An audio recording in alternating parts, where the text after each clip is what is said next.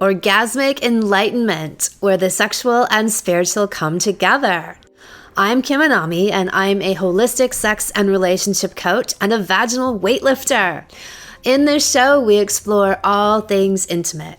I believe that our sexual energy is life force, creative energy, and we can use it to shape our worlds, strengthen our relationships, and self-actualize. I blend the most avant-garde information from neuroscience, ancient sexual practices like Tantra and Taoism, to renegade wellness modalities to show you how to create gourmet sex in your lives. Come one, come all. How to fuck your man into oblivion. Fuck them until you change them, is what I always say.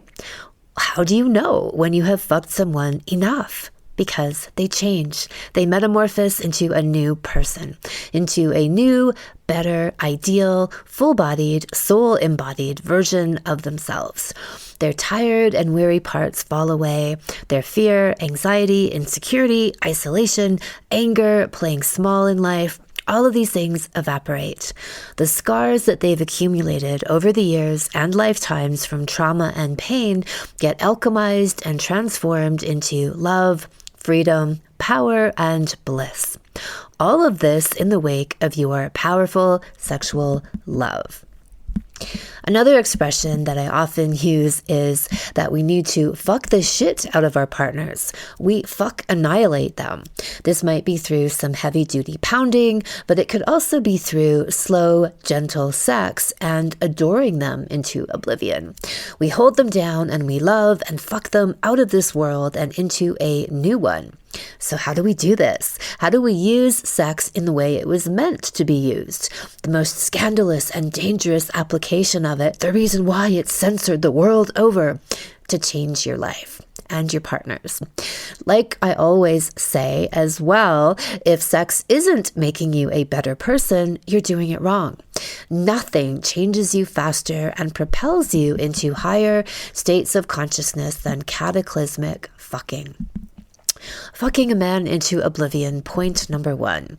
Sexual mastery. Being a cocksucker extraordinaire. Deep-throating him like no one has ever before. Giving him a handjob with your vagina and playing the proverbial flute. These are all essential life skills and fuck obliteration skills. And while important, I will tell you right now that if just the skills was all that mattered, everyone would be epic at sex. Wouldn't they? They could read some cheesy, moronic Cosmo article on how to have 50 blowjob tips to drive him wild and be masters, but they aren't. So how do you develop mastery? Yes, some study can be helpful, and I do teach technique in my salons, but like any art that you embody, you unlock its secrets through falling in love with it, through opening yourself to it, and by doing so, all the secrets of the universe come pouring through. Which brings us to point number 2, how to fuck a man into oblivion, loving fucking and getting fucked. I don't think that anyone can be truly good at the sex unless they be loving the sex, meaning I don't think you can execute a blowjob well, even technically, if you don't love cock and love your partner's cock. A woman with a deep, wild, insatiable love of sex is a rare and exquisite animal. When a man finds a woman who owns her sexual self and loves being intimate with him, truly loves it, there is no going back. He will hunt that woman down to the ends of the earth. I talk about the insatiability of women being their natural state of existence. It is. A woman who is sexually switched on stays on and gets hungrier and hungrier. Only a daily dose of fierce love and cervical orgasm medicine will soothe the desire and restlessness in her. So she seeks out her man to give it to her. She is open and available to him. She knows his cock and his heart are the medicine to open her heart and her pussy. And through living like this, she conjures and conquers the world. Point number 3, fucking a man into oblivion, is holding the highest vision. This means that you refuse any shitty version of sex and you set out to build and cultivate the ultimate gourmet sex connection. This goes for your relationship in general, but also for each encounter you have within it. You don't settle for 2 pump chumps or an unconscious lover. You bring depth. You demand depth. It's said that a woman's true role in relationship is to lead the man home to God. You hold the space for a higher way of being. This energy calls on the highest version of your man to emerge and stay present. A man won't respect a woman who devalues herself. The way you allow someone to treat you calibrates the tone and the level of give and take that will color your relationship in perpetuity. This concept might not seem like something that fucks him into oblivion, but it is. A woman who holds her value shimmers and dazzles like the highest prize and peak attainable. And this is dizzyingly seductive to the right man. For the wrong man, fuck him. I mean, don't fuck him, but forget him. The right man will come along when you learn to say yes to being treated like a goddess and no to being devalued. Prizing yourself is a way to fuck someone into oblivion. For a masculine man, it creates the challenge of being able to keep up with this vision and pace.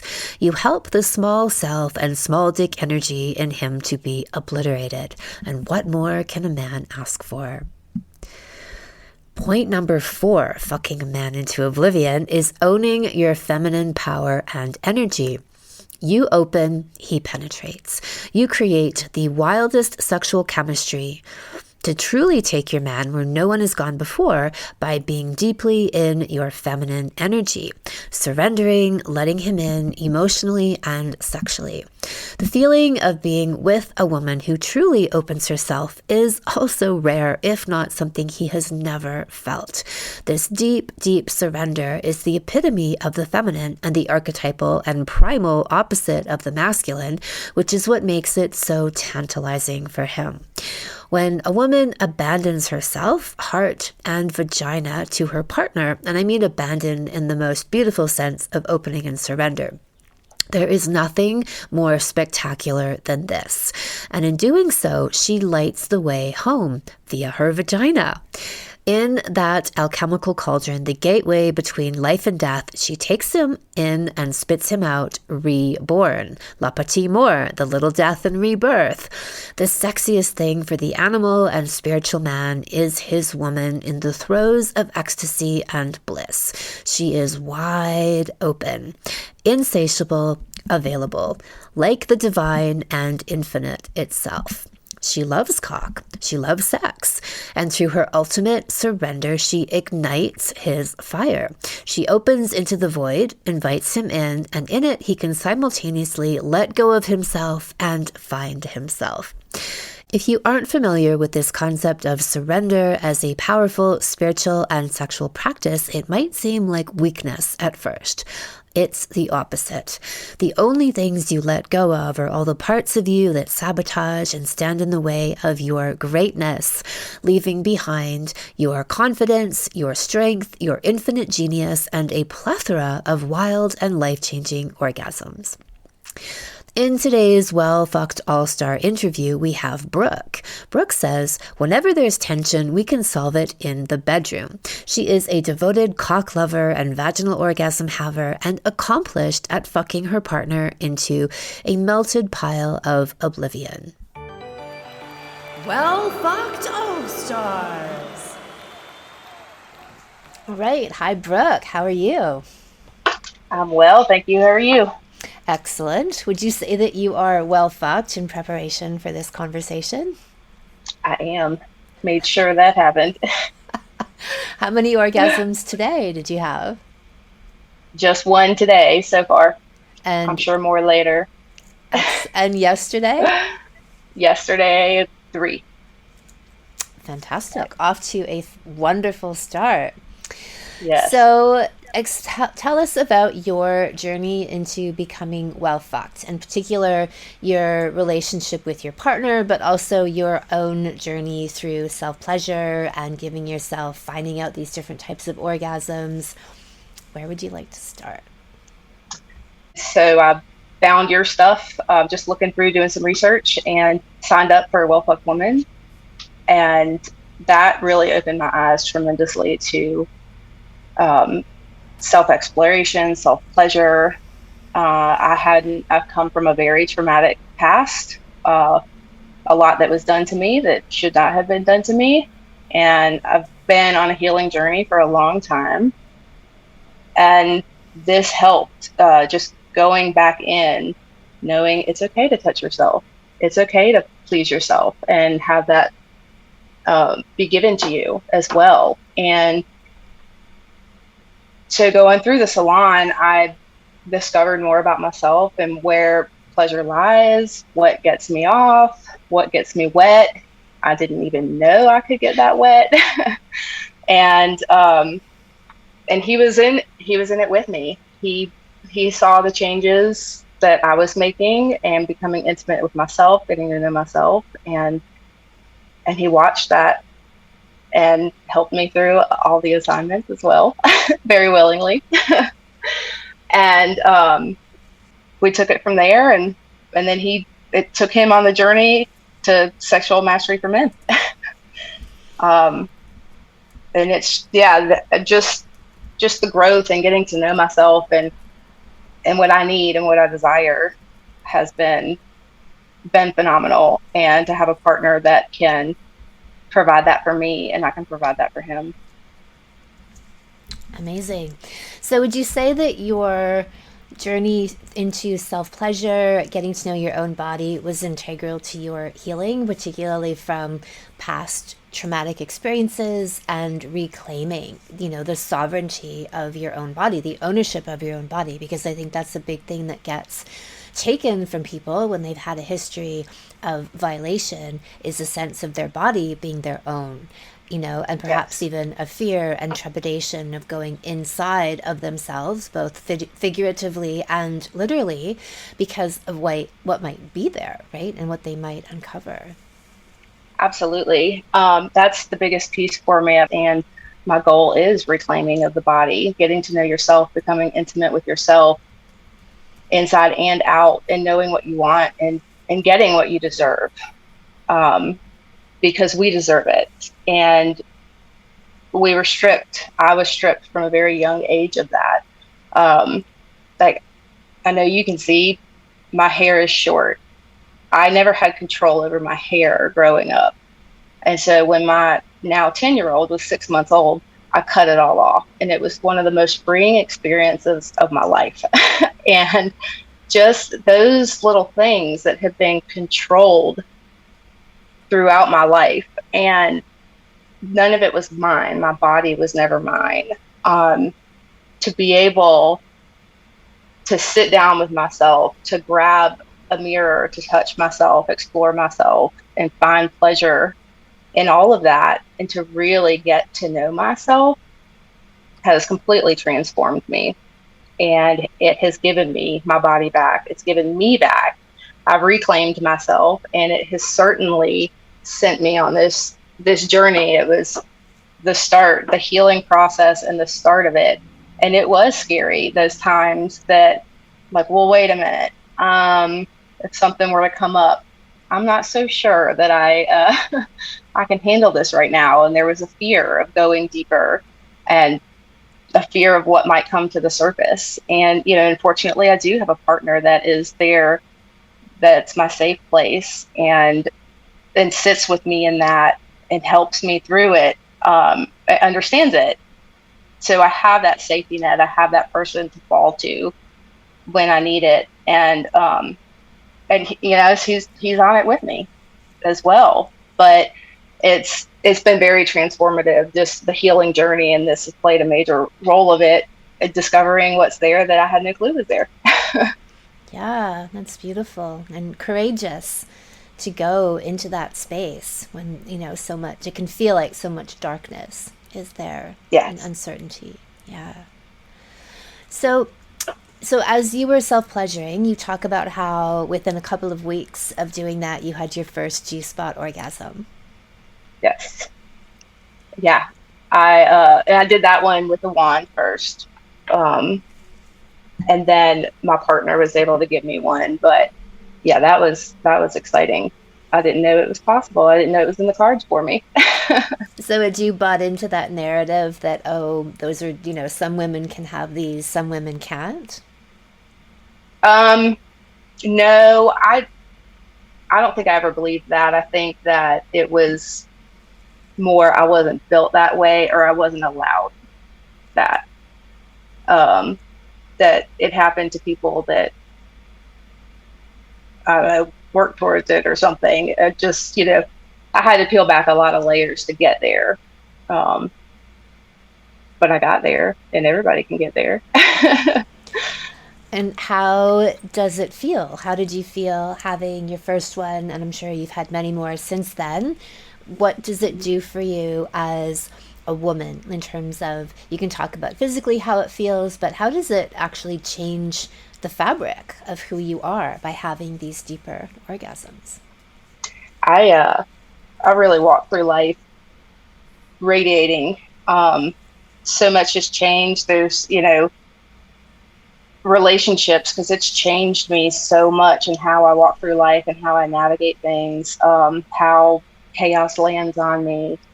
Um, but just to know this deep pleasure, this explosive pleasure, and to get that and feel it literally radiate through my entire body is like a heat, like a warmth that goes to all my limbs, my fingers, and my toes. And then I can just carry that out into the rest of the day.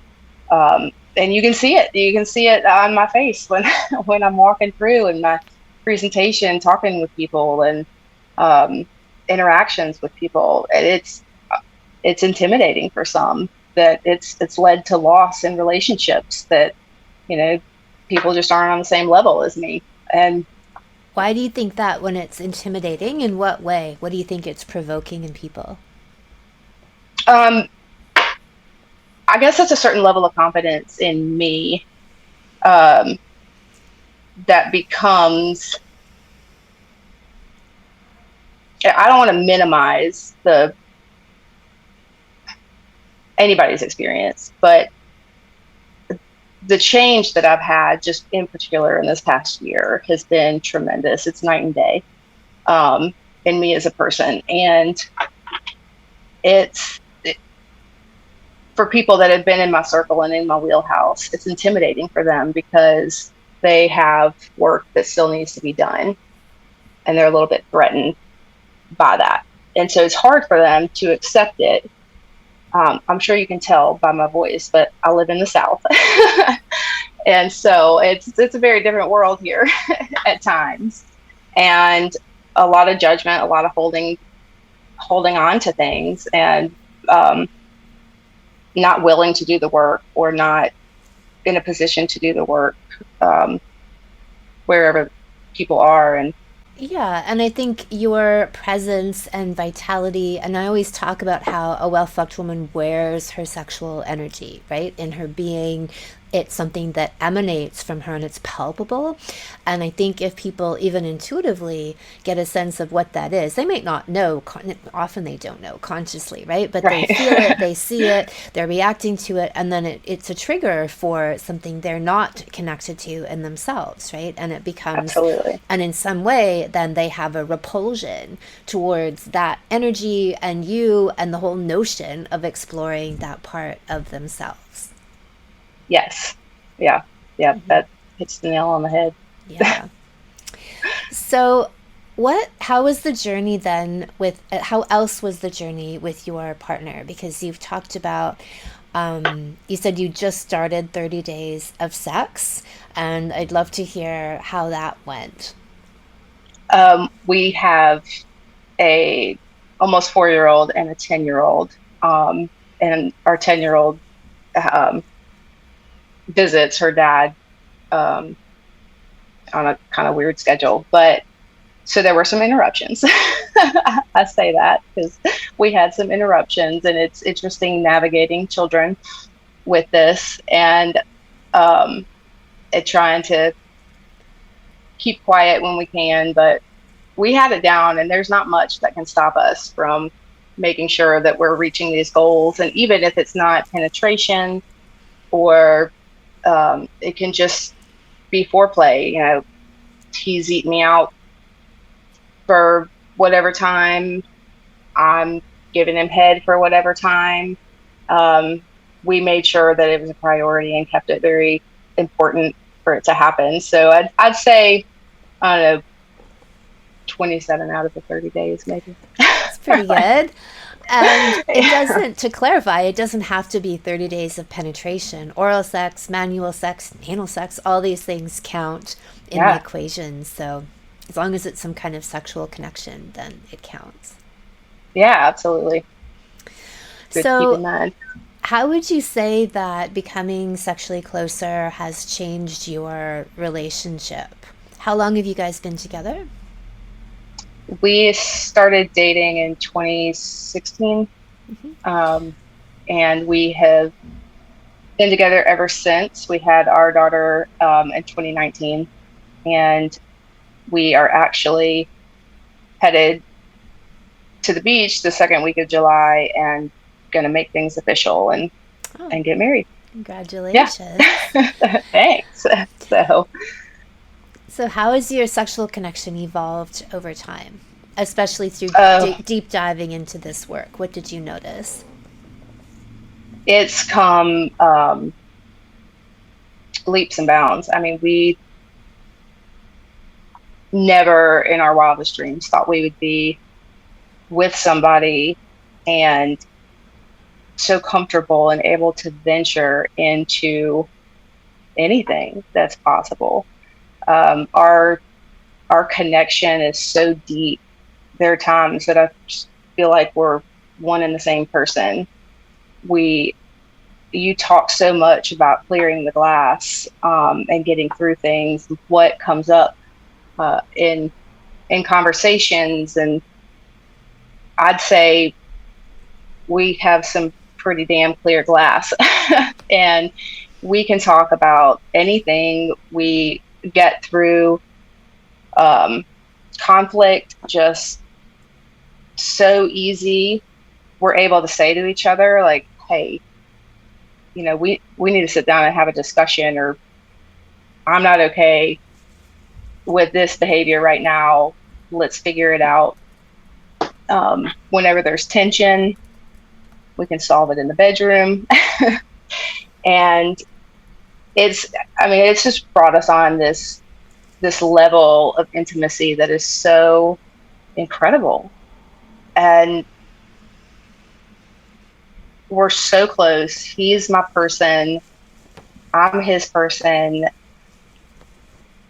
We never thought we'd be here. Our girls see it. They see what a relationship's supposed to be. We're pretty unbreakable at this point. I don't know what could get in our way to move us apart. And what is a relationship supposed to be? Pleasure, joy, happiness, communication, the ability to repair when you disagree. Yeah, I mean, being your own person with the support of another to move through life. Well, you said that like in terms of modeling that for your children, right? And so I was curious when you said they see how a relationship is supposed to be. Well, what is that? What is it that they're seeing and absorbing? Oh, they're seeing a big shift from, especially my oldest, from chaos and abuse and control to happiness, joy, and pleasure and support.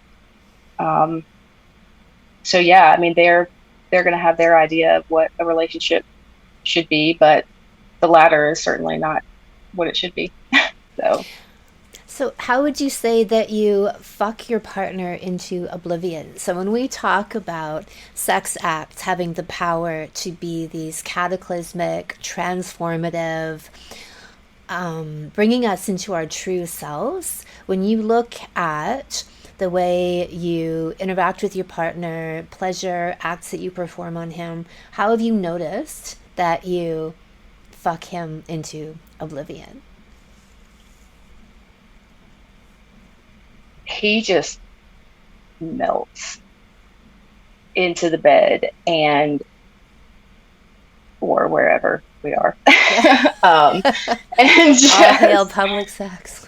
yeah. I mean, just complete mush, just completely submits. It's like an out of body experience, and the gratitude that he has, and just this deep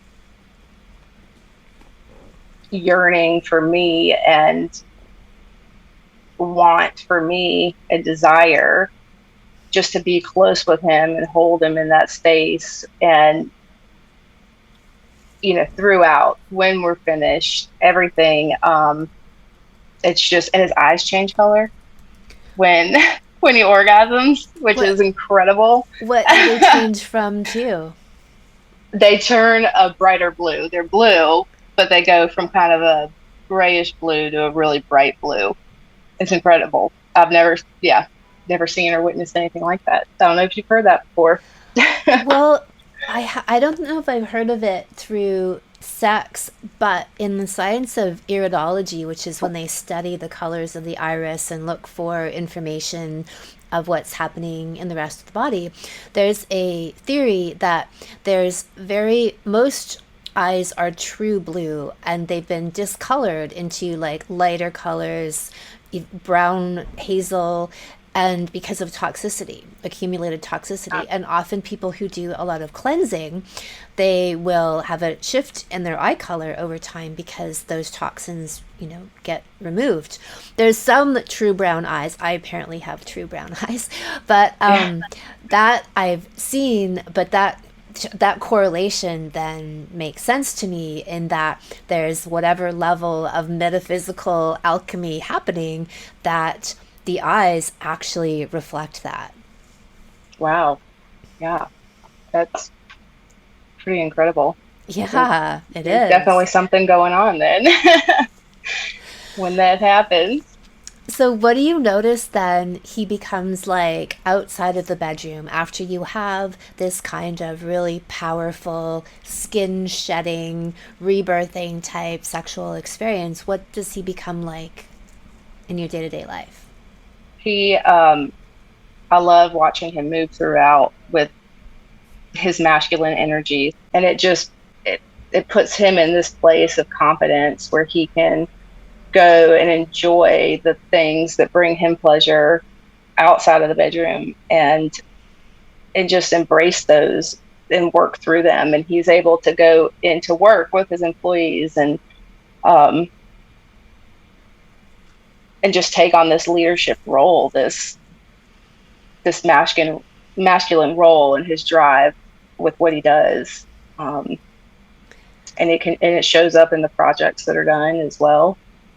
After, you can tell, last summer, in the middle of Well Fucked Woman Salon, he landed a huge contract after a night that I was probably 3+ hours of one night, and we were away at the beach, and he had been working on this contract, hoping it would come through, and it landed the next morning. That is So amazing. I yeah, love hearing these stories of couples who have some kind of epic extended sex date, and then the very next day they get some kind of opportunity of abundance just drop into their laps because we like to say it's our laps that attracted it. yeah, absolutely, yeah. So it just, I mean, what we create intimately really shows, and we both bring it out into the world and into our lives, and embrace it. It's it's a whole other level of ourselves that we're very happy and grateful to be at. And what else do you notice about you then out in the world? So after you've been fucked into oblivion, what are you like out in the world? Oh, I'm loving it. I don't I do. I'm just, I don't know how else to describe it. I just walk through life with it radiating off of me. I I've gone from, hiding so much and been able to strip down these layers and really display my true authentic self, and to be able to naturally be my true authentic self and bring that into the world with no apologies. And it's great. It's my 10-year-old, she says it all the time. She's like, God, you're just radiating. You're just so happy, mommy. Oh my gosh, that's Yeah. amazing. She sees it, she feels it, and yeah, it's great. What are your favorite things to do to really bring your partner to that place of oblivion? Um, Giving head is my favorite. Yeah, I love doing that. And I like to be in control a lot. So being able to just pin him down and fuck his brains out is awesome. And trying to get him in any discrete position. We love dirty text throughout the day and sending those messages to keep it going. Um,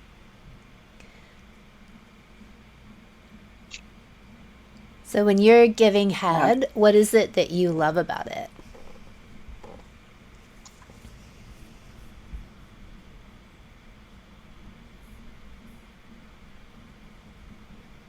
Looking up and seeing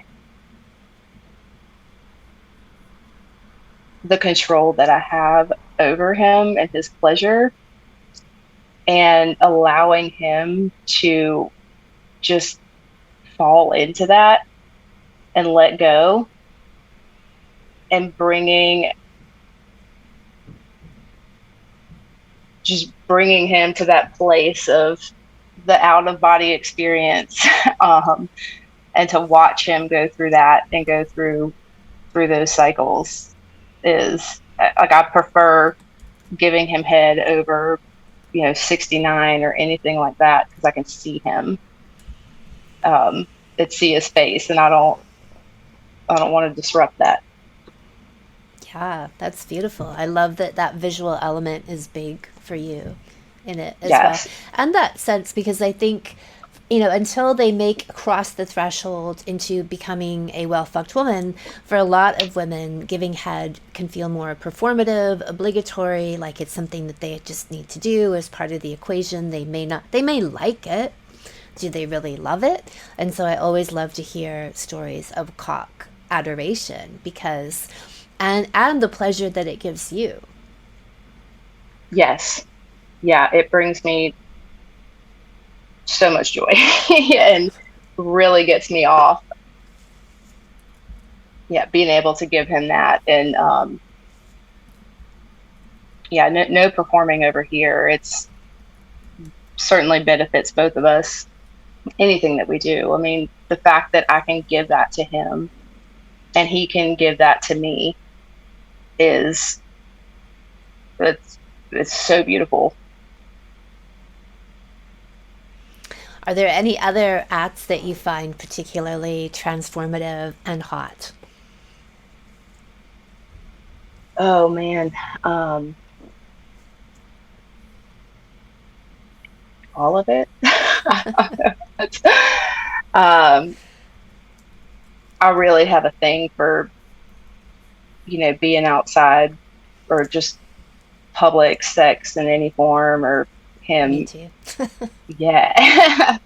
Yeah, we'll go down to the beach and out on the deck, and he'll eat me out, um out on the deck, and I don't care who sees. Um yeah, I love just being in nature, and we've been playing around with some bondage, just ankles and wrists in the bedroom, and that's been a lot of fun. Losing some of that control. I always tell people, get a massage table if you can. There's a lot you can do with a massage table and a lot of different positions.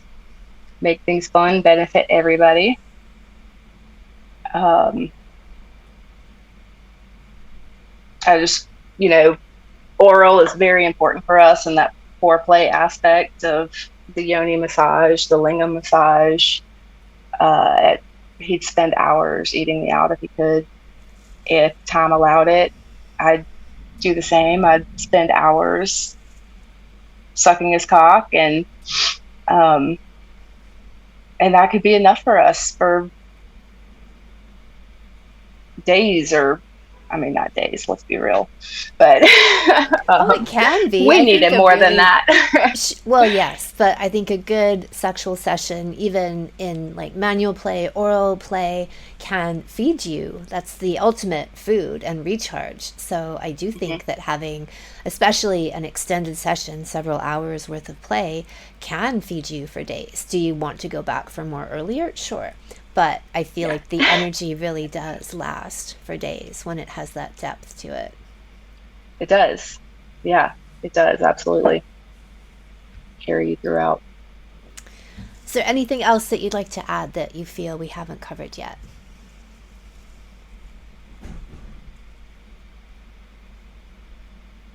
I just, I want to say thank you. We love your work. I'm so grateful I found it. I'm grateful for these tools and this knowledge of myself to be able to go out into the world and live this way and free from so much that I was shown was the norm, which is clearly not. And just the ability to bring pleasure to myself and my partner. And I feel like it can solve so many relationships. You go fuck yourself and go fuck your partner, and you can save any relationship. Absolutely. Agree 100,000%. I do have one more question. Is there anything else you want to expand on in terms of your vaginal orgasms? Have you had cervical orgasms too? I have. Yeah. I have had cervical orgasms. What would you like to say about that? That was, you hear so much about how women experience that differently when they can get to that cervical orgasm. I do feel that if you're dealing with any trauma, that was the elixir that I did. Is it luscious? Maybe. I can't remember. But I did that in conjunction with all the work. And so getting to that place, I do feel that the body won't allow you to get to a cervical orgasm if you're not ready. So clearing so much of that to get there. And then when you get there, everybody has their own experience, but it is felt in every cell of my body. The energy that it puts out, this runner's high that you're on, this ability to embrace and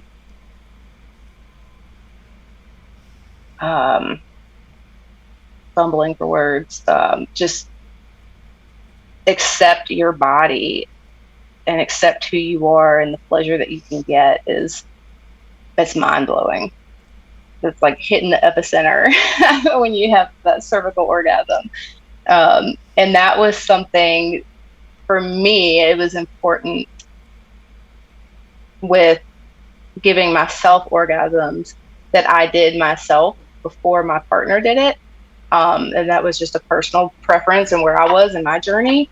But it really made it so I got to know myself and did this for myself in my body to get there. And now my partner can give me cervical orgasms and it's fine. But it was really important to me to have that experience for myself first. But if I'm feeling worked up and things are chaotic, it's self-pleasure time, and it's getting myself off. And So you're using self-pleasure as a tool to reconnect, to stabilize yourself, even in times of stress and chaos, like you mentioned. Some people might default to, oh, well, there's no time for sex then. Like that's the last thing that we would think we want to do right now.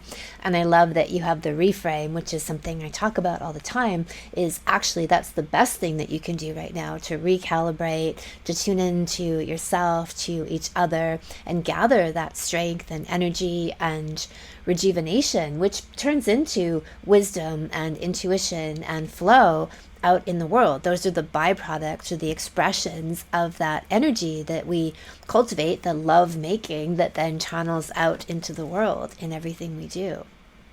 Yeah. Yeah. It all comes from the core of us. And to dig deeper and go for that and put it out there. Yeah, I agree 100%. And that's my go-to is, and I love going around and telling people, well, you just need to go fuck yourself. Tongue flicking tutorials? Sure, why not? I've got those for you. But really, really what you need to do is to connect with the most primal, surrendered part of you and fuck yourself and your partner to smithereens. The whole process of unleashing that primal being is what the Well Fucked Woman Salon is all about. Yes, I will give you some signature technical moves to dazzle him, but more importantly, I will inflame and ignite your self-love and cock love and set them on fire so that you can leave a trail of multiple daily vaginal orgasms and happy, hard, and self-realized cock in your wake. The Well Fucked Woman Salon opens for registration on June the 28th. In this 8-week How to Live, Love, and Orgasm in a Female Body education you never received, you will learn how to master the technical skills of oral sex, deep throating, anal sex, and wild hand jobs, plus learn how to use these sex acts to accelerate your personal growth and transformation. Achieve the deeper, life-changing vaginal orgasms, G-spot, cervical, anal, and more, and tap into your divine feminine power, learning the art of letting go and surrender in your own life and in your bed. The salon opens for registration next week. You can sign up at my website, kimanami.com, look for Sexual Savant Salons, and then click on the Well Fucked Woman. And in the meantime, you can sign up for our 7 Days of Orgasmatopia series, as well as take the Am I Truly Underfucked quiz on my website. Thank you so much for listening. If you haven't already, subscribe and also leave a review. And send someone else the gift of a healthy libido and an off-the-charts love life by sharing this episode with them. We'll be back next week, and in the meantime, many happy orgasms.